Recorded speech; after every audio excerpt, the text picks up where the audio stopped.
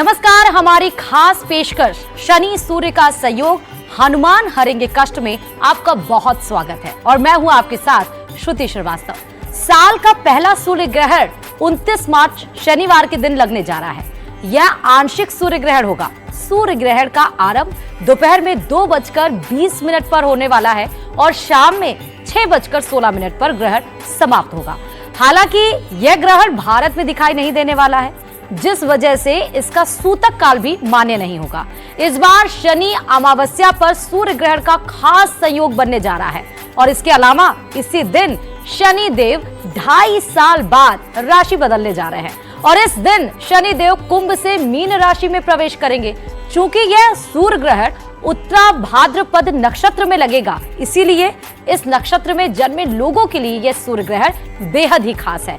तो क्या करें, क्या ना करें, किस राशि के लिए सूर्य ग्रहण लाभकारी होगा, किसके लिए अशुभ होगा, तमाम मुद्दों पर बात करने के लिए हमारे साथ हमारे स्टूडियो में मौजूद हैं ज्योतिषाचार्य डॉक्टर नितिशा मल्होत्रा जी। बहुत स्वागत है आपका मैम। और शनि सूर्य का संयोग हनुमान कैसे हरेंगे सबका कष्ट, और सबसे पहले हम जो सवाल आपसे पूछने जा रहे हैं वो ये कि सूर्य ग्रहण कब है। तो सभी को राधे राधे और सभी को जय मां पीताम्बरा। न्यूज़ 18 के सभी दर्शकों को बहुत सारा नमस्कार। और सूर्य ग्रहण 29 मार्च 2025 को लगने जा रहा है। दोपहर 2:20 से आरंभ होकर के 6:16 पर इसकी समाप्ति हो रही है। भारतवर्ष पर यह प्रभावशाली नहीं है क्योंकि ये सूतक काल यहाँ पर नहीं दिख रहा है, ये सूर्य ग्रहण यहाँ नहीं दिख रहा है, इसलिए भारत पर यह प्रभावशाली नहीं रहने वाला। लेकिन मैं फिर भी कहूंगी, आकाश मंडल में कोई घटना घट रही है, बहुत बड़ी घटना घट रही है, जहाँ पे 5 ग्रहों का जमावड़ा लगा हुआ है मीन राशि और उत्तरा भाद्रपद नक्षत्र में, तो उसका जो प्रभाव है वो मानव जीवन पर, भूमंडल पर, जीव जंतुओं पर और राशियों पर बिल्कुल पड़ेगा जी। अच्छा, मतलब धरती पे तो नहीं पड़ रहा है, लेकिन इनडायरेक्ट वे में आपके ऊपर उसका असर कहीं ना कहीं पड़ने वाला है जी। भारत में नहीं दिखाई दे रहा है, लेकिन धरती पे उसका इम्पैक्ट बिल्कुल। और इसी के साथ ही तो ज्योतिषीय महत्व सूर्य ग्रहण का इस बार क्या होने वाला है जी। अगर मैं ज्योतिषीय महत्व की बात करूं तो 29 तारीख जिस दिन शनि अमावस भी है, शनि महाराज राशि परिवर्तन भी कर रहे हैं, और जब भी ग्रहण लगता है तो कैसे लगता है सूर्य, राहु और चंद्रमा एक साथ होते हैं। हाँ। लेकिन यहाँ पे इस दिन 5 ग्रह हैं, जहाँ पे उच्च के शुक्र मालव्य योग बना करके भी बैठे हुए हैं। तो 5 ग्रहों का जमावड़ा मीन राशि में लग रहा है। उत्तरा भाद्रपद नक्षत्र में चंद्रमा की स्थिति और जो ग्रहण में सूर्य की स्थिति है वो भी उत्तरा भाद्रपद की है। तो ये बहुत स्पेशल है कि ये जो ब्रह्मांडीय घटना है, ये भूगोलिक घटना, ये कई वर्षों के बाद हो रही है और 5 ग्रहों का एक साथ होना बहुत बड़ी बात है, जो ज्योतिषीय दृष्टिकोण से भी शोध का विषय है जी। अच्छा, ओके। अब इसमें क्योंकि सूर्य ग्रहण है तो सबके मन में ये भी सवाल आता होगा कि क्या किया जाए, क्या ना किया जाए जी। तो सबसे पहले क्या किया जाए, अब ग्रहण चल रहा है। ग्रहण यानी एक ग्रह पूरी तरह से दूषित है, कुपोषित है, उसके साथ कोई घटना घट रही है जिसमें वो अप्रसन्न है, बंधित है। तो अगर आप सूर्य ग्रह को प्रसन्न करना चाहते हैं, क्योंकि सूर्य ग्रह ही ब्रह्म रूप है, बिल्कुल वही विष्णु रूप है, तो आप उसे प्रसन्न करने के लिए जो भी इस समय ब्रह्मचर्य का व्रत रखते हुए सूर्य मंत्रों का जाप करता है, तामसिक चीजों से दूर रहता है, उससे सूर्य ग्रह प्रसन्न होते हैं। अच्छा। तो जब भी कोई ग्रह या कोई इंसान कष्ट में होता है, जब आप उसकी हेल्प करते हो तो वो इंसान आपसे प्रसन्न हो जाता है। तो इस समय सूर्य ग्रह कष्ट में है, तो जब हम उनके मंत्रों का जाप करेंगे, उनको बल मिलेगा, तो वो हमसे प्रसन्न होंगे और हम पे अपनी अलौकिक कृपा बरसाएंगे। तो इस समय सूर्य मंत्रों का जाप जरूर करें। विष्णु सहस्त्रनाम पढ़ सकते हैं, श्री जो आदित्य हृदय स्त्रोत है सूर्य देवता का, वो पढ़ सकते हैं। एक जिस समय हाथी का पैर मगरमच्छ के मुंह में फंसा था, तो गजेंद्र मोक्ष का पाठ किया जाता है। जब हम किसी भी अवस्था में फंस जाते हैं तो गजेंद्र मोक्ष का पाठ इस समय विशेष प्रभावशाली रहता है। सभी के लिए कहना चाहूंगी कि सूर्य ग्रहण के समय गजेंद्र मोक्ष जिनके पास है, जो पढ़ चुके हैं, जिनको याद है, कंठस्थ है, वो गजेंद्र मोक्ष का पाठ करना बिल्कुल ना भूलें। अदरवाइज ओम विष्णवे नमः, ओम सूर्याय नमः, ओम नारायणाय नमः, इन मंत्रों का आप जाप कर सकते हैं। दूसरा क्या ना करें, जैसा कि श्रुति जी आपने पूछा, तो क्या ना करें, तामसिक चीज़ों से दूर रहना है। इस समय आप लोगों ने ज़्यादा घूमने वाली क्रियाएं नहीं करनी है, ज़्यादा लड़ाई झगड़े वाली हरकतें नहीं करनी है। अपने घर में जो सौहार्द का माहौल, बिल्कुल शांति का माहौल इस समय बनाए रखना है। बहुत तेज़ म्यूज़िक इस समय बिल्कुल ना चलाएं, बहुत तेज़ शोर शराबा इस समय बिल्कुल ना करें, क्योंकि ये घटना जो ब्रह्मांड में घटित हो रही है इसका प्रभाव आप पर पड़ेगा ही पड़ेगा। नुकीली चीज़ों से दूर रहे, लड़ाई झगड़ों से दूर रहे, गाड़ी बहुत तेज ना चलाएं। तो इस समय जितना हो सके एक जगह अपने घर पर, अपने ऑफिस पर अगर आप बैठ जाते हो तो ज़्यादा अच्छा रहेगा इस पूरी स्थिति में।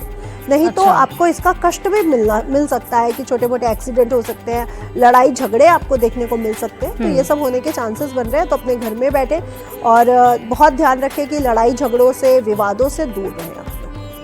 और क्योंकि कहा जाता है सूर्य ग्रहण में बाहर भी नहीं निकलना चाहिए, देखना भी नहीं चाहिए, क्योंकि इसका इम्पैक्ट अच्छा नहीं होता है जी। और खासकर गर्भवती महिलाओं के लिए इसमें विशेष इंतजाम भी किए जाते हैं। तो सूर्य ग्रहण का गर्भवती महिलाओं से क्या कनेक्शन है? जी, तो जैसे कि आपने बोला कि सूर्य ग्रहण के समय निकलना नहीं चाहिए, क्योंकि एक घटना घट रही है जो नकारात्मक ऊर्जा है। बिल्कुल, इसलिए अगर हम एस्ट्रोलॉजिकली उसे देखते हैं तो यहाँ पे नकारात्मक क्रियाएं हो रही है। जिसमें तंत्र मंत्र बढ़ता है। आपने देखा होगा इस समय तंत्र मंत्र सबसे ज्यादा प्रभावशाली हो जाते हैं। निगेटिव शक्तियां सबसे ज्यादा प्रभावशाली हो जाती है। वहीं दूसरी तरफ अगर हम लोग इसको साइंटिफिकली देखते हैं तो ये बैक्टीरिया जो सूक्ष्म कीटाणु है, जो बुरे हैं मानव शरीर के लिए, वो भी बढ़ने लग जाते हैं। इसलिए नहीं निकलना चाहिए। ये सबके लिए, बच्चे, बुजुर्ग और जवानों के लिए भी। लेकिन आजकल सभी कार्य करते हैं, तो मैं बस इतना कहूँगी, काले और डार्क रंगों का इस्तेमाल ना करते हुए, हल्के रंगों का इस्तेमाल करते हुए अगर आप अपने शरीर को, चश्मा अगर आप आंखों पे लगा के निकल रहे हैं तो इससे आप बच सकते हैं। स्पेशली इस समय कुछ खाइए पीजिए नहीं, बाहर का भी नहीं और घर का भी नहीं। बिल्कुल, क्योंकि उसमें भी नकारात्मक शक्तियां हैं। तो ये ध्यान रखिए। दूसरा मैं आपसे कहना चाहूंगी कि गर्भवती महिलाएं, जो गर्भ धारण की जो प्रक्रिया है वो सनातन धर्म में बहुत विशेष है। तो वो जो गर्भ धारण से लेके शिशु के आगमन तक का जो प्रोसेस है वो हमारे सनातन धर्म में लिखा गया है कि क्या क्या करना चाहिए। तो जब ग्रहण पड़ता है, चाहे शिशु की पूरी संरचना हमारे गर्भ में ना हुई हो, तब भी आत्मा और जो मन है, जो सूर्य और चंद्रमा है, जिसे ग्रहण लगता है, वो पहले ही जब शिशु कोख में आता है, गर्भ में आता है, उसी समय आत्मा और मन डेवलप हो जाता है, जो बायोलॉजिकली, साइंटिफिकली दिखता कभी नहीं। ना आत्मा दिखती है, ना मन दिखता है। लेकिन ये भ्रूण के आने से पहले जब गर्भ धारण होता है, ये उसी समय दिव्य प्रकाश से अलौकिक हो जाता है। इसलिए भ्रूण को भी ग्रहण का पूरा इम्पैक्ट मिलता है। आप लोगों ने देखा होगा, ग्रहण जब लग जाते हैं तो बच्चे के शारीरिक कुपोषित हो जाता है, या कोई दाग होता है, या कहीं ना कोई कठिनाई देखने को मिलती है। इसलिए गर्भवती महिलाओं से कहा जाता है बाहर ना निकले, अपने बॉडी को बहुत ज़्यादा बांध के ना बैठे, पैरों पे पैर चढ़ा के, हाथों पे हाथ चढ़ा के नहीं बैठना चाहिए। सीधे बैठिए, सीधे आराम करिए और रीढ़ की हड्डी को सीधा रखिए। ये बहुत विशेष है। शनि और सूर्य का संयोग बन रहा है, इसलिए शनिचरी अमावस्या पर सूर्य ग्रहण का दुर्लभ संयोग क्या होने वाला है, वो भी आपसे समझना चाहेंगे। जी, तो बहुत विशेष है। देखिए, एक तो शनि महाराज अपनी कुंभ राशि में गोचर कर रहे हैं और इसी दिन 29 मार्च 2025 को ही वो आगे राशि परिवर्तन कर रहे हैं, यानी गुरु की राशि मीन राशि में जा रहे हैं। इस दिन शनि महाराज का आगे बढ़ना, सूर्य ग्रहण पड़ना और शनि अमावस का हो जाना। देखिए, अमावस अपने आप में बहुत विशेष है। लोग कहते हैं अमावस तिथि अच्छी नहीं है। अगर अमावस तिथि अच्छी ना हो तो दिवाली की रात अमावस को ना मनाई जाए। दिवाली जिस दिन हम लोग लक्ष्मी जी को, गणेश जी को प्रसन्न करते हैं, कुबेर जी को प्रसन्न करते हैं, तो ये बहुत विशेष दिन होता है अमावस का दिन, जिस दिन परिवर्तन होता है, जिस दिन कोई चीज खत्म होके नई चीज डेवलप होती है, उसे न्यू मून यानी अमावस कहा जाता है। इसलिए शनि अमावस का होना, शनि जो है वो बहुत ड्राई है, खुश्क है, बहुत अंधेरा है, वहाँ पे बहुत निर्दयी है। वो एक जज की तरह है। उनको तरस नहीं आता कि आपके साथ क्या सर्कमस्टांसेस थे। वो देखते हैं कि आपने क्या कर्म किया, मुझे उस कर्म के अकॉर्डिंग आपको फल देना है। तो शनि महाराज, शनि अमावस यानी हमारे जो कार्मिक डेप्थ है, जो हम करते आ रहे हैं गलतियाँ, उनका एक तरह से दोबारा शुरू हो जाना कि अब आप सामने आओ मेरे, जिसने गलती करी है। तो शनि अमावस बहुत विशेष है। और सूर्य ग्रहण का जो संयोग इस समय पड़ रहा है, आप देखिए 5 ग्रह एक साथ है, सूर्य, चंद्रमा और राहु, ये ग्रहण में एक साथ होते हैं। अमावस के दिन सूर्य और चंद्रमा एक साथ होते हैं। उच्च के यहाँ पर शुक्र भी विराजमान है और यहीं पर बुध ग्रह भी विराजमान है और कुछ ही घंटों के बाद शनि महाराज भी यहाँ पहुंच रहे हैं। बिल्कुल। तो ये शुभ संयोग और उत्तरा भाद्रपद नक्षत्र का होना बहुत विशेष प्रभावशाली है, जहाँ पे हम देखेंगे कि जो सरकार है वहाँ पे भी विवाद होना हमें देखने को मिल सकता है इस सूर्य ग्रहण के कारण। जी। और दूसरा मैं कहना चाहूँगी ये शुभ संयोग का जो रिजल्ट हमें मिलेगा वो इच्छाएं बढ़ेंगी, ढोंग बढ़ेगा, मानसिक डिप्रेशन, एंजाइटी बढ़ेगी। सूर्य के कारण प्राकृतिक जलवायु में आप बहुत सारे चेंजेस देखोगे कि कहाँ गर्मी ज़्यादा पड़ रही है, कहीं ठंड ज़्यादा हो रही है, कहीं वर्षा ज़्यादा हो रही है। अब वर्षा की अगर मैं बात करूँ तो देखिए मीन राशि जलीय राशि है जी, ठीक है, और वहाँ पे चंद्रमा भी है स्थित। हाँ। और जल में इतना 5 ग्रहों का होना, सूर्य का भी आ जाना, राहु का भी होना, शुक्र का भी होना, तो जलीय घटनाएं भी इस समय बढ़ती हुई नजर आ रही है। तो सूर्य यानी अग्नि, चंद्रमा यानी जल, तो दोनों से संबंधित घटनाएं इस समय आपको बहुत बढ़ती हुई नजर आएंगी। तीसरा राहु है वायु तत्व, आकाश तत्व, तो आकाशिक जो घटनाएं हैं जैसे हवाई जहाज में कोई प्रॉब्लम्स आना, गड़बड़ी होना, या जो कहते हैं एलियंस नहीं है वो, वहाँ पे वो वाली घटनाएं जो आकाशिक घटनाएं वो भी बहुत ज़्यादा इस बार बढ़ने वाली है। मतलब मौसम विभाग में बहुत सारा परिवर्तन, पर्यावरण आप कह रहे हैं बहुत सारा परिवर्तन देखने को मिल सकता है। जहाँ गर्मी है वहाँ गर्मी तेज पड़ेगी, जहाँ बारिश हो रही है वहाँ पे बारिश भी तेज होगी, यानी बाढ़ तक आ सकती है। जल से संबंधित घटनाएं बढ़ेंगी इसमें। अब हम ये जान लेते हैं ज्योतिषाचार्य जी से कि शनि गोचर और सूर्य ग्रहण का प्रभाव क्या है। जी, अब शनि गोचर की बात करूं, शनि महाराज 2.5 साल अपनी कुंभ राशि में रहे और 30 साल के बाद मीन राशि में दोबारा गोचर करने जा रहे हैं। तो 30 इयर्स के बाद वो अगली राशि में जाते हैं, यानी अब वो मीन राशि में अगले 30 साल के बाद जाएंगे। और मीन राशि जो है वो गुरु की राशि है। अभी तक वो अपनी मूल त्रिकोण राशि कुंभ राशि में थे, अपनी राशि में उन्होंने वैसे ही प्रभाव डाले जैसे वो डालना चाहते थे। अब वो आ रहे हैं धर्म की राशि में, गुरु की राशि में, ज्ञान की राशि में, जहाँ जिसे खर्च भाव भी कहा गया, जिसे मोक्ष भी कहा गया, जिसे ज्ञान भी कहा गया, जिसे समाज भी कहा गया। अब इस राशि में शनि महाराज आकर के बहुत चीजें बैलेंस करने जा रहे हैं, यानी धर्म बहुत आगे बढ़ेगा, समाज बहुत आगे बढ़ेगा, सामाजिकता बहुत आगे बढ़ेगी, सोशलिज्म बहुत आगे बढ़ने वाला है। तो शनि महाराज जब मीन राशि में आते हैं तो ऐसी बहुत सारी घटनाएं होती हैं जहां पर धर्म आगे बढ़ता है। बहुत से लोग कहते हैं कि शनि और सूर्य पिता पुत्र है, बनती नहीं है। मैं कहती हूँ भले ही उनकी सोच नहीं मिलती, लेकिन एक पिता अपने पुत्र से और पुत्र अपने पिता से बेहद प्यार करते हैं। बिल्कुल। तो ये कभी नहीं भूलना चाहिए कि शनि महाराज एक पिता के भक्त भी है, एक माता के भक्त भी है, इसलिए ये दोनों एक दूसरे को बहुत प्रेम भी करते हैं। तो दोनों जो शनि अमावस पे सूर्य ग्रहण पड़ रहा है, इसका इम्पैक्ट कुछ राशियों पर बहुत अच्छा और कुछ राशियों पर बुरा भी पड़ेगा। और इसी के साथ ही शनि सूर्य का संयोग, क्योंकि आज का ये हमारा विशेष कार्यक्रम ही है इसमें, और हनुमान जी की कृपा तो सब पर ही है, तो हनुमान जी शनि सूर्य के संयोग में कैसे कष्ट को कैसे हारेंगे? जी, तो अगर हम शनि सूर्य के संयोग की बात करें तो ब्रह्म को, विष्णु को ही सूर्य कहा गया, उन्हीं को ग्रहण लगने जा रहा है। और अगर हम शनि महाराज की बात करते हो तो शनि महाराज जब बंधित थे रावण के द्वारा, तब उनको छुड़ाने कौन आए थे? हनुमान जी। तो हनुमान जी को तो उन्होंने ब्लेस किया हुआ कि जहाँ पे आप हो वहाँ पे मैं कष्ट दे ही नहीं सकता। बिल्कुल। दूसरी ऐसे हमें बहुत सारी वेदों में, पुराणों में कथाएं मिलती है, लोक कथाएं मिलती है, जहाँ पे हनुमान जी और शनि देव का बहुत अच्छा वो भी रहा है कि आप जो बोल रहे हो वहाँ पे मैं शांत हूँ। जहाँ पे जिसको हनुमान जी की कृपा प्राप्त होगी वहाँ शनि अपना दुष्ट प्रभाव, चाहे वो 7.5 ढैया या महादशा का, वो नहीं दिखाते हैं। तो इसलिए हनुमान जी इस ग्रहण के समय बहुत विशेष प्रभावशाली हो जाते हैं, क्योंकि वो चिरंजीवी है, वो पृथ्वी लोक पे आज भी निवास है उनका। और देवता अपने अपने लोकों में है, कोई स्वर्ग में है, कोई ब्रह्म लोक में है, कोई विष्णु लोक में है, लेकिन हनुमान जी पृथ्वी लोक पे है चिरंजीवी होने के कारण।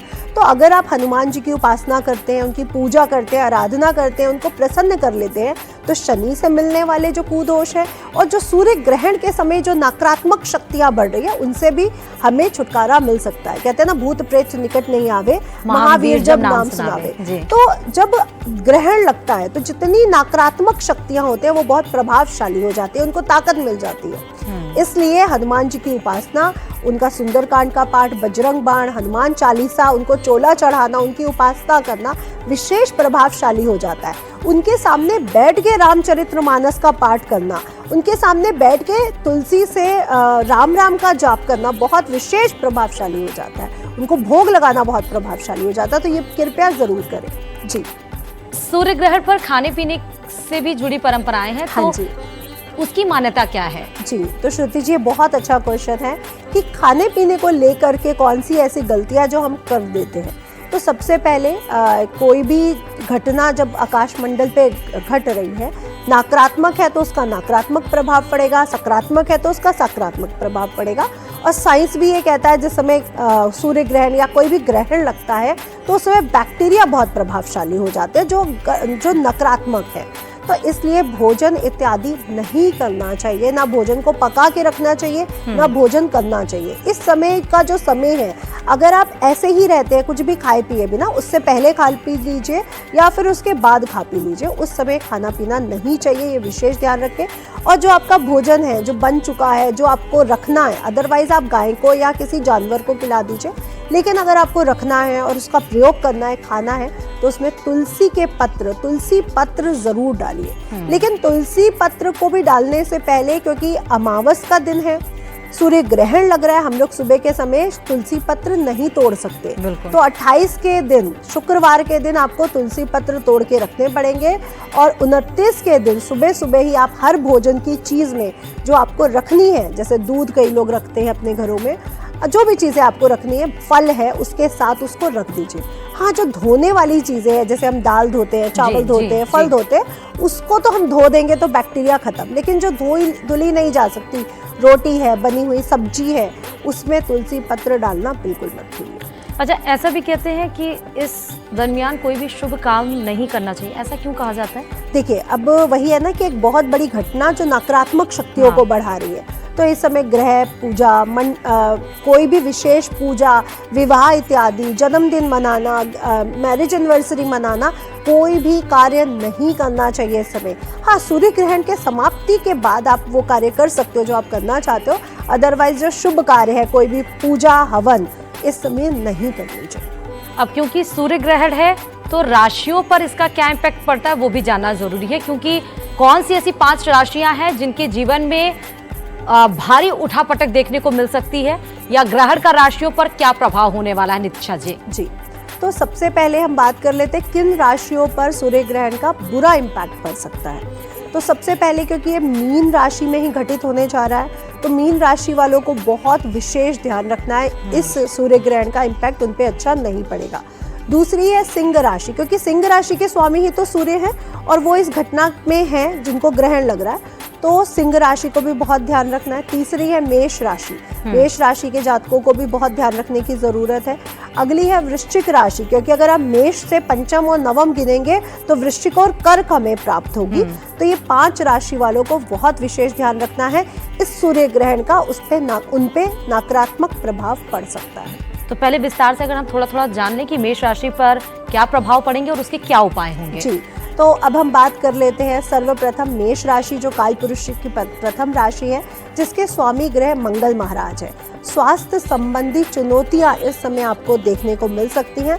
वित्तीय तनाव, मानसिक उलझने, अशांति का बढ़ जाना, सिर दर्द, जोड़ों में दर्द, रीढ़ की हड्डी में, घुटनों में दर्द, ये सब की संभावनाएं आपके लिए तैयार हो रही है, इसलिए बहुत ध्यान रखें। और मानसिक उलझनों से बचने के लिए मसूर की दाल का दान हनुमान जी को चढ़ाएं, या हनुमान मंदिर में करें, या शिवलिंग के ऊपर भी आप मसूर की दाल चढ़ा सकते हैं। तो ये जरूर करें मेष राशि वाले। अगली जो राशि है वो है वृषभ राशि, इनके स्वामी ग्रह शुक्र महाराज है। और वृषभ राशि पर जो प्रभाव पड़ेगा, जीवन में छोटे मोटे जो बदलाव हैं वो आपके लिए बहुत सकारात्मक रह सकते हैं। और वो बदलाव, करियर में जो भी रुकावटें आ रही थी, रिश्तों में जो हल्के फुल्के उतार चढ़ाव देखने को मिल रहे थे, वो अब आपके समाप्त होने वाले हैं। आपके लिए जो उपाय रहेगा वो रहेगा गायत्री मंत्र का विशेष जाप, आपके लिए बहुत विशेष प्रभावशाली रह सकता है। तो हनुमान जी के सामने, विष्णु जी के सामने गायत्री मंत्र का जाप करें, सूर्य देवता के सामने आप गायत्री मंत्र का जाप कर सकते हैं। मिथुन राशि, इनके स्वामी ग्रह बुध महाराज है, और ग्रहण के समय ये भी उसी राशि में विराजमान रहने वाले हैं। इसका प्रभाव, क्योंकि जी। बुध व्यापार से जुड़े हैं, वाणी से जुड़े हैं, वाणिज्य से जुड़े हैं, हाँ। तो व्यापार और करियर में वृद्धि को लेकर के आ रहे हैं। नए प्रोजेक्ट में सफलता, साझेदारियों में सफलता, ये सब मिथुन राशि वालों को मिलने वाला है। लेकिन जी। मानसिक उलझनें बढ़ेंगी, इसलिए मानसिक उलझनों से बच के रहें। इसके लिए दुर्गा चालीसा का पाठ करना मिथुन राशि वाले बिल्कुल ना भूलें। दुर्गा चालीसा का पाठ मिथुन राशि वालों को मानसिक शांति दे रहा है, ये आपके लिए बहुत जरूरी है। जी। कर्क राशि की बात कर लेते हैं। कर्क राशि के स्वामी ग्रह चंद्र महाराज है। इसका प्रभाव करियर और व्यक्तिगत जीवन पे भी आपको पड़ेगा। नए नए अवसर आपको देखने को मिलेंगे, नौकरी में कोई बदलाव, नया प्रोजेक्ट का शुरू होना, तो ये जो बदलाव है ये आपके लिए बहुत अनुकूल रहने वाले हैं। बहुत अच्छा समय है आपके लिए और अच्छा साबित होगा। इसके लिए आप सफ़ेद चीज़, सफ़ेद वस्त्र है, सफ़ेद चावल है, सफ़ेद दूध है, इनका दान भी करिए और शिवलिंग पे भी आप चढ़ा के आ सकते हैं। ब्राह्मण को भी आप दे सकते हैं। अब सिंह राशि की बात कर लेते जी, हैं। तो सिंह राशि की बात करें, जिसके स्वामी ग्रह सूर्य महाराज हैं, उन पर जो प्रभाव पड़ने वाला है वो बहुत विशेष है। करियर, वित्तीय अवस्थाएं, रिश्ते, इनमें सब में चुनौतियां देखने को मिल सकती हैं। नौकरी में, व्यवसाय में अस्थिरता देखने को मिल सकती है। वित्तीय अस्थिरता भी इनको देखने को मिल सकती है। तो पैसे को लेकर के बहुत समझदारी से चले, नहीं तो नुकसान होने के चांसेस बन सकते हैं। रिश्तों में भी आपको विवाद होने के चांसेस बन सकते हैं, तो थोड़ा संभल कर चलने की राय सिंह राशि वालों के लिए मैं दूंगी। कन्या राशि की बात करूंगी, जिसके स्वामी ग्रह बुध महाराज हैं। कन्या राशि पर जो प्रभाव पड़ने वाला है, तो करियर में छोटे मोटे अवसर उनको मिल सकते हैं।